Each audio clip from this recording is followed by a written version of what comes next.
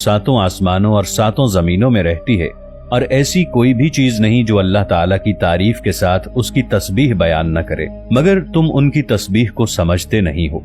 कुरान पाक की इस आयत के मुताबिक सातों आसमानों और सातों जमीनों में रहने वाली मखलूकात के अलावा खुद सातों आसमान और सातों जमीनें अल्लाह पाक की तस्बीह बयान करते हैं, लेकिन हम इंसान इन चीजों के हम्दो सना करने के अंदाज को समझ नहीं सकते। फिर हजरत अली रज़ी अल्लाह ताला अन्हो ने फरमाया, ए इब्ने आदम, अब तुम्हारा अगला सवाल यह है कि अल्लाह ताला ने पहले आसमान को किस चीज से पैदा फरमाया। तो जान लो, अल्लाह ताला ने पहले आसमान को पानी के बुखारात से पैदा फरमाया। बुखारात पानी के उस भाप या धुएं को कहते हैं जो पानी गर्म होने के बाद निकलने लगता है। अल्लाह सुब्हानहू व तआला ने इसी भाप और धुएं से पहले आसमान को बनाया है। ऐ इब्ने आदम, तुम्हारा अगला सवाल यह है कि तुम्हें सातों आसमानों के नाम बताए जाएं। तो जान लो कि अल्लाह पाक ने पहले आसमान का नाम रफी रखा है और इसे पानी और धुएं से तख्लीक किया है, और दूसरे आसमान का नाम कैजूम है और ये रंग में तांबे के रंग जैसा दिखता है। तीसरे आसमान का नाम मारूम है और ये सुर्ख माइल खाकी रंग का है। चौथे आसमान का नाम अरफालून है, ये आसमान चांदी के रंग जैसा है। पांचवें आसमान का नाम हायहून है, इसका रंग सोने के रंग जैसा है। छठे आसमान का नाम अर्रूस है, ये सब्ज याकूती रंग का है। और फिर सातवें आसमान का नाम अजमा है, इसका रंग सफेद मोती यानी नूर जैसा है। तुम्हारा अगला सवाल कि तुम्हें आसमान के तालों और उनकी कुंजियों के बारे में बताया जाए, तो ए इब्ने आदम, जान रखो कि आसमान के ताले अल्लाह के साथ शिर्क करना है। जो अल्लाह के सिवा किसी और को अपना माबूद बनाएगा तो यकीनन उसके लिए आसमान के दरवाजों के ताले कभी नहीं खुलेंगे। इन दरवाजों की कुंजियां मौत के वक्त या उससे पहले सच्चे दिल से ला इलाहा इल्लल्लाहु मुहम्मदुर रसूलुल्लाह की गवाही देना है। दोस्तों, बुखारी और मुस्लिम की अहदीस के मुताबिक अल्लाह ने एक आसमान से दूसरे आसमान की तरफ जाने के लिए मुख्तलिफ दरवाजों को तख्लीक किया है।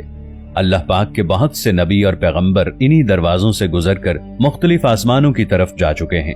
बुखारी और मुस्लिम की इन्हीं अहादीस के मुताबिक हजरत आदम अलैहिस्सलाम पहले आसमान पर, हजरत याह्या अलैहिस्सलाम और हजरत ईसा अलैहिस्सलाम दूसरे आसमान पर, हजरत यूसुफ अलैहिस्सलाम तीसरे आसमान पर, हजरत इदरीस अलैहिस्सलाम चौथे आसमान पर, हजरत हारून अलैहिस्सलाम पांचवें आसमान पर, हजरत मूसा अलैहिस्सलाम छठे आसमान पर और हजरत इब्राहीम अलैहिस्सलाम सातवें आसमान पर मौजूद हैं। अल्लाह रब्बुल इज्जत ने सूरत-उज़-ज़ारियात की आयत नंबर 7 में इरशाद फरमाया है, कसम है रास्तों वाले आसमान की। यानी कुरान की इस आयत के मुताबिक अल्लाह ताला ने आसमान में रस्तों को भी बनाया है। अल्लाह के नबी इन्हीं रास्तों से गुजरकर मुख्तलिफ आसमानों पर जा चुके हैं। हजरत अली रज़ियल्लाहु ताला अन्हो ने फरमाया, ए इब्ने आदम, अब तुम्हारा सातवां सवाल यह है कि जमीन की सबसे बेहतरीन वादी कौन सी है। तो जान लो, जमीन पर खूबसूरत तरीन वादी सरनदीप है, क्योंकि अल्लाह ताला ने हजरत आदम अलैहिस्सलाम को आसमान से उतारकर सबसे पहले इसी वादी में भेजा था। दोस्तों, ये वादी मौजूदा दौर में श्रीलंका में मौजूद है।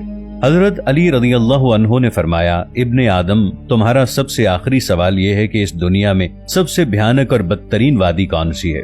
तो हजरत अली रज़ियल्लाहु अन्हो ने इस आदमी के सवाल पर यह बयान फरमाया कि दुनिया की भयानक और बदतरीन वादी यमन में मौजूद है और इस वादी का नाम बैरहूत है, क्योंकि ये वादी जहन्नम की वादियों में से एक वादी है, जहां पर मरने के बाद काफिर और मुशरिक लोगों की रूहों को अजाब दिया जाता है।